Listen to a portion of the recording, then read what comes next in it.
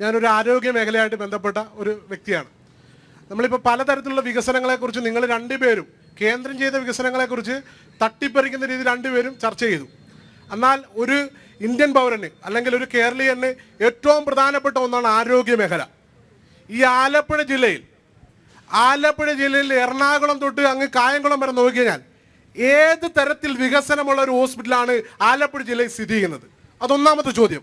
രണ്ടാമത്തത്, ആലപ്പുഴ ജില്ലയിൽ കഴിഞ്ഞ കുറച്ച് ദിവസങ്ങളായിട്ട് രണ്ട് ഹോസ്പിറ്റൽ, ഒരു വൈറോളജി ലാബും വണ്ടാനം മെഡിക്കൽ കോളേജുമായിട്ട് ബന്ധപ്പെട്ട് ഒരു വൈറോളജി ലാബും അതുപോലെ തന്നെ സൂപ്പർ സ്പെഷ്യാലിറ്റി ഹോസ്പിറ്റലുമാണ് കഴിഞ്ഞ ഉദ്ഘാടനം ചെയ്തത്. അത് രണ്ട് കേന്ദ്ര വിഹിതം കൊണ്ട് റെഡിയാക്കിയതാണെന്നുള്ള കൃത്യമായിട്ട് ഇവിടുത്തെ ജനങ്ങൾക്ക് കൃത്യമായിട്ട് ബോധ്യമുണ്ട്.